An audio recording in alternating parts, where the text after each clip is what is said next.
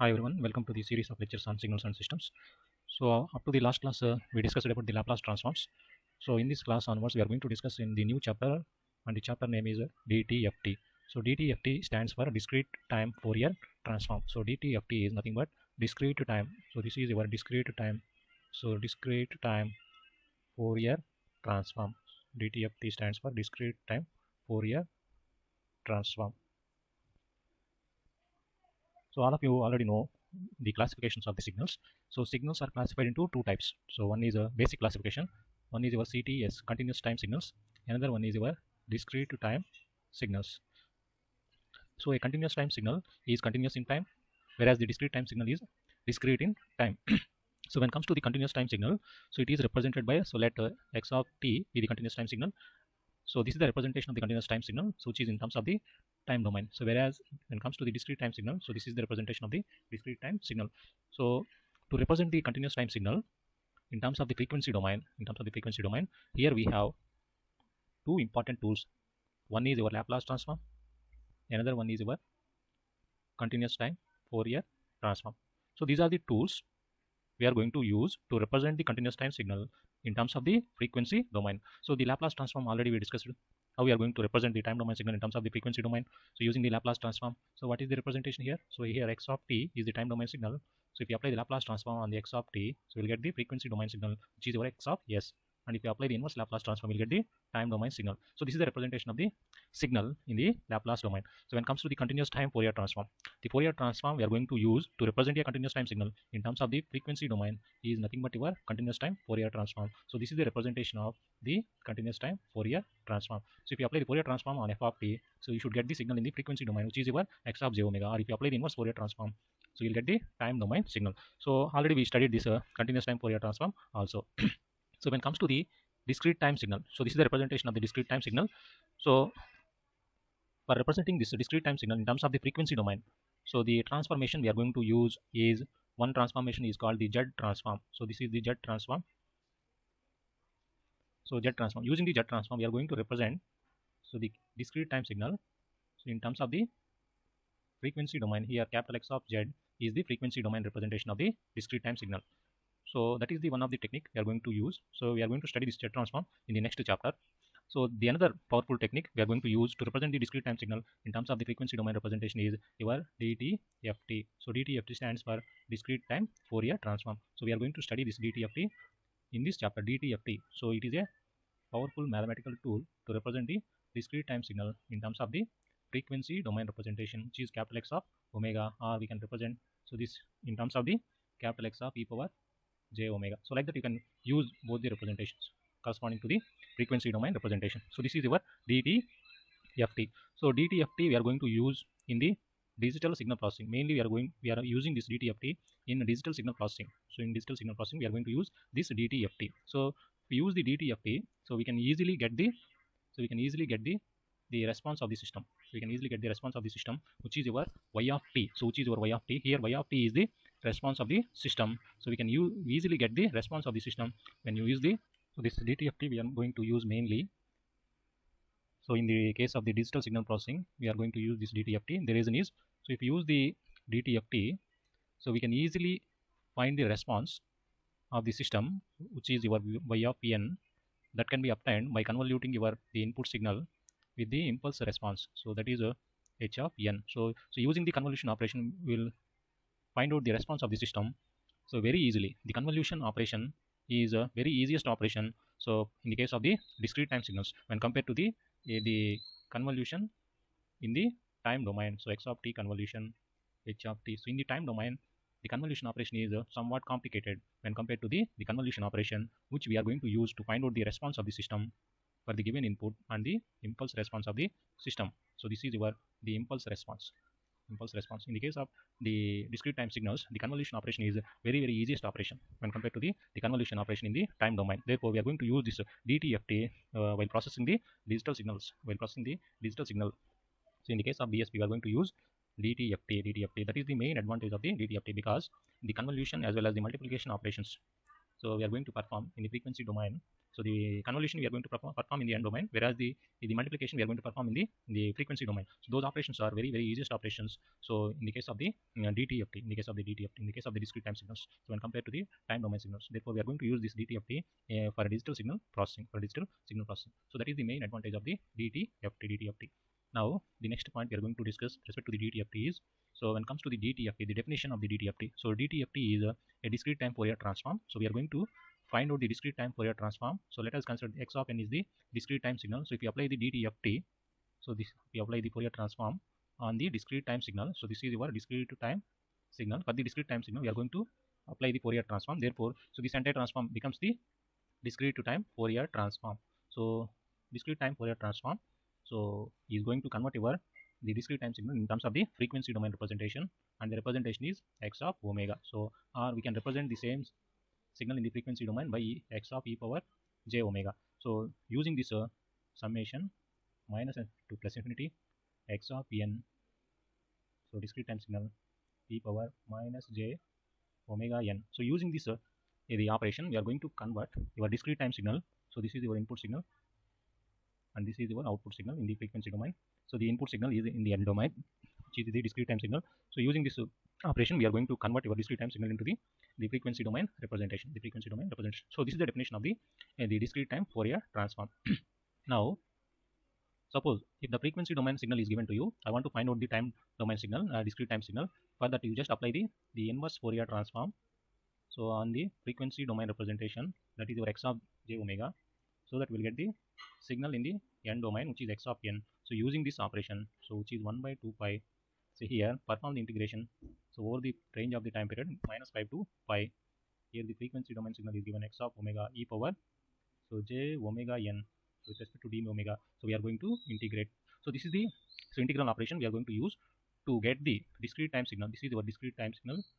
So from the given signal in the frequency domain, this is the signal given to you in the frequency domain. So from this we are going to get the discrete time signal, so using the inverse Fourier transform operation. So from these two, so I can represent, so like this. Here x of n is the discrete time signal. So if you apply the Fourier transform, so we'll get the signal in the frequency domain, and if you apply the inverse Fourier transform of x of omega, we'll get the signal in the discrete time signal. Therefore these two forms the Fourier transform space. So this you should remember these two formulas: how to find out the signal in the n domain, how to find out the signal in the frequency domain. So using the Fourier transform, the formula. So you just remember these two formulas. So the entire discussion with respect to the discrete time Fourier transform depends on these two formulas only. Therefore you should remember these two formulas. Next, so when it comes to the the existence of the discrete time Fourier transform, so when it comes to the existence of the Fourier transform, so this is the next point we are going to discuss. So with respect to the DTFT, the existence of, so DTFT. So in the case of CTFT, so we'll discuss one important condition. Suppose if x of t is a continuous time signal, so if you want to apply the Fourier transform on x of t, so what is the integral operation we are going to use there? So this is the integral operation. So we are going to use to represent the time domain signal in terms of the frequency domain representation. But here, if you want to use this formula, the given signal x of t is absolutely integrable signal. That means, so if you take the modulus of signal and integrate the signal over the range of minus infinity to plus infinity, you should get always the finite value. So that is the meaning of the absolutely integrable. So here this signal must be absolutely integrable signal. Otherwise we cannot find out the Fourier transform of x of t. So this is the condition required. So to get the continuous time Fourier transform of the signal x of t. Now in the case of DTFT, how can you find out the DTFT? The Fourier transform of, so the discrete time signal x of n, that is equal to summation n equal to minus infinity to plus infinity. Here the discrete time signal is x of n into, so e power minus j omega n. So this is the formula we are going to use to get the signal in the frequency domain, that is x of omega. Now if you want to find out the x of omega, here the signal must satisfy this condition. So that condition is the signal must be absolutely summable. So that is, so it satisfy this relation. So mod x of n, so must be less than infinity. The signal x of n must be absolutely summable. That means it satisfies this relation. So if you find out the summation from minus infinity to plus infinity, for this signal, for the given signal, so you should get less than infinity value. So you should get finite value. So in that case only we are going to find out this x of omega, So otherwise we cannot find out the x of omega. So if you want to find out the Fourier transform of the discrete time signal, this discrete time signal must be absolutely summable. So that means, so the summation n equal to minus infinity plus infinity mod x of n must be a finite value. So if it is not a finite value, it is not possible to find the Fourier transform of the signal x of n. So in this similar case, we discussed the same concept in the case of the CTFT also. So if you want to find out the Fourier transform of the continuous time signal, this signal must be absolutely integrable. So in the case of continuous time signal, the signal must be absolutely integrable signal. So in the case of DTFT, the signal must be absolutely summable. So that is the difference between CTFT and the DTFT. So to exist the DTFT for a signal x of n, the signal must be absolutely summable. So you just remember this expression, so that if you want to apply the Fourier transform of the discrete time signal, so you just check this condition before applying the before going to find out the Fourier transform of the discrete time signal. So now, so let us solve one problem so that we can have the clear idea about the existence of the DTFT. Suppose if the discrete time signal is given like this, so I am going to solve one example. So based on the definition of the DTFT, here the signal x of n, discrete time signal x of n is given like this. So u of n, so u of n is the discrete time unit step signal, So find out the Fourier transform of the u of n. Now what is the Fourier transform of x of n? Already you know the Fourier transform of the x of n. So it is nothing but sigma n equal to minus infinity to plus infinity. Here this discrete time signal is x of n. So e power minus j omega n. So this is the formula we are going to use to find the discrete time Fourier transform of x of n.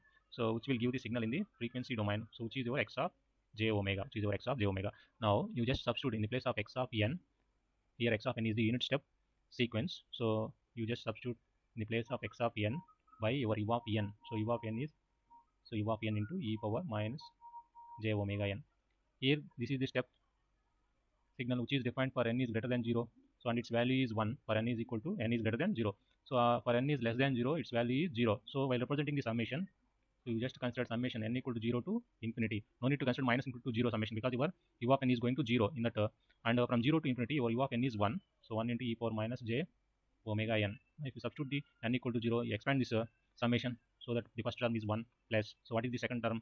So if you substitute n equal to 1, so we will get e power j omega plus. If you substitute n equal to 2, e power 2j omega. So like that the series continues up to the infinity. Now if you observe this series, so this is of the form like this: 1 plus a square plus. So like that this expansion continues, and the expansion here we will get the simplified expression is like this: a by 1 minus r. So a by 1 minus r, the simplified expression for this expansion. So this expansion continues up to the infinity. So here a is the first term is 1 here. So 1 by 1 minus r is the ratio of the second term by the first term, or it is ratio of the third term by the second term. So like that, so we'll get the same ratio. So that is the ratio here. The ratio is a. Now if you observe this expansion, so in this expansion the first term is 1 by 1 minus a is what? So a is your e power, so minus j omega. So this is the answer we are going to get. So this is your x of j omega. So in this way you can find out the Fourier transform of the. So the Fourier transform of u of n. So the Fourier transform of u of n, so is equal to 1 by, so 1 minus e power minus j omega.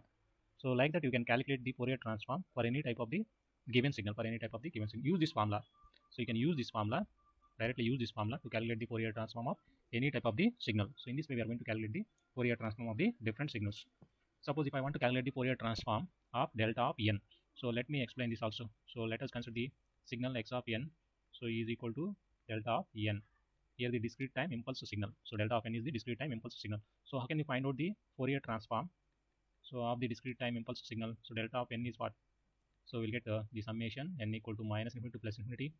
Here the discrete time signal is delta of n. So e power minus j omega n.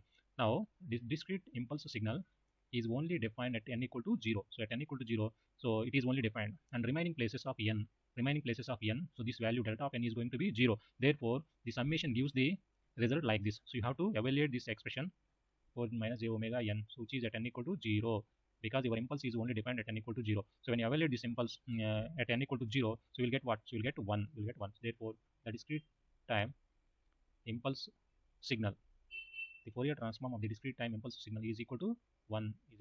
So this is the equation we are going to get. So the Fourier transform of delta n is equal to 1. So like that you can calculate the Fourier transform of the any signal. Fourier transform of the any signal. The next point we are going to discuss with respect to the dt of t is so the relationship between the Z transform and the Fourier transform. So the Z transform and the Fourier transform. So we are going to establish the relationship between the Z transform and the Fourier transform. Now to establish this relationship, so already you know, so what is the so let us define this Z transform of the signal x of n. So this is the discrete time signal, so x of n. So its Z transform is capital X of Z. So it is going to convert your time domain signal, so which is in terms of n domain, it is going to convert in terms of the Z domain. Here Z is a complex variable, so which is represented by r into e power j theta. So r into e power j omega. So like that it is going to represent. So this is a complex variable. We are going to represent this complex variable of this form. So while representing the Z transform, you just remember here the Z transform. Now how can you represent the discrete time signal in terms of the frequency domain? So this is the representation of the discrete time Fourier transform x of omega. Now already you know. So how can you define this x of z? So you just remember. So your x of z is equal to sigma summation minus into plus infinity. Here x of n. So discrete time signal into z power minus n. So this is the z transform of the discrete time signal x of n. So when it comes to the Fourier transform of the discrete time signal, so we are going to represent it by this way: x of omega equal to summation. Here also summation minus infinity to plus infinity. So the discrete time signal is x of n. So into e power so minus j omega n. So this is your the continuous time the Fourier transform of the discrete time signal. Now, so what is z here? So z is a complex variable, so that is given by r into e power j omega. Now if you substitute z by this function in the above equation, we will get x of z equal to, so to establish the relationship between the Z transform and the Fourier transform, so you just substitute z in the place of z by this expression r into e power j omega. So in the Z transform formula, n equal to minus into plus infinity, here we have the x of n. Here z is what? So r into e power j omega, so minus n. Now, so if we are rearranging this equation, so that we'll get sigma n equal to minus into plus infinity. Here the discrete time signal is x of n. Here we have r power minus n, so e power minus j omega n. Now if you compare this x of z with the Fourier transform of the discrete time signal. Now, so what is my right hand side here? So here x of z is the Fourier transform of the the Z transform of the discrete time signal.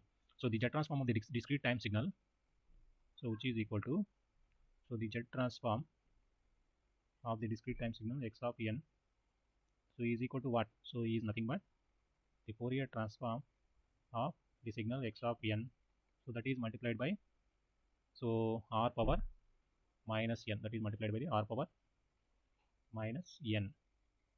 So that is the relationship between the Z transform and the Fourier transform of a discrete time signal, Now, so if I take r equal to 1, so in the above expression, if I take r equal to n, implies what can I get? So the Z transform of the discrete time signal x of n, so that must be equal to the Fourier transform of the discrete time signal x of n. So in other words, so the Z transform of x of n is nothing but capital X of z.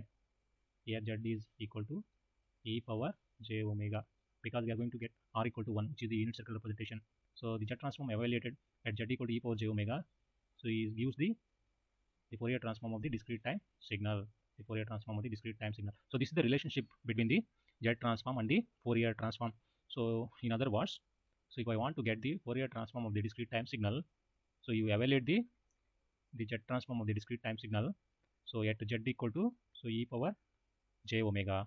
So when you evaluate the Z transform at z equal to e power j omega by taking r equal to 1, so you should get n equal to minus infinity plus infinity. Here the signal is x of n z power minus n. Here z is equal to e power j omega, or in other words, we can get sigma n equal to minus infinity plus infinity. Here we have x of n e power minus j omega n. So this is the relationship between the Z transform and the Fourier transform of the discrete time signal. So how can we get the Fourier transform of the discrete time signal? So if we evaluate the Z transform of the discrete time signal, so by taking z is equal to e power j omega, so you can get the Fourier transform of the discrete time signal. So that is the relationship between the Z transform and the Fourier transform. So these are the various topics we are going to discuss under this the discrete time Fourier transform. So when it comes to the inverse Fourier transform, the next point we are going to discuss under the discrete time Fourier transform is the inverse discrete time Fourier transform. So this is your discrete time signal x of n.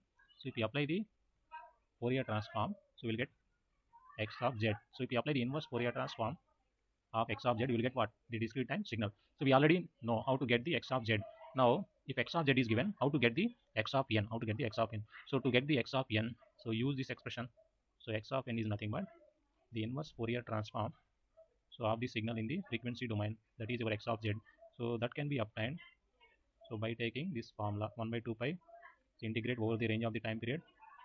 Here we have, we have x of omega. Sorry, this is the, so this is the discrete time Fourier transform. Therefore use x of omega, use x of omega. So to get the x of n, use this relation.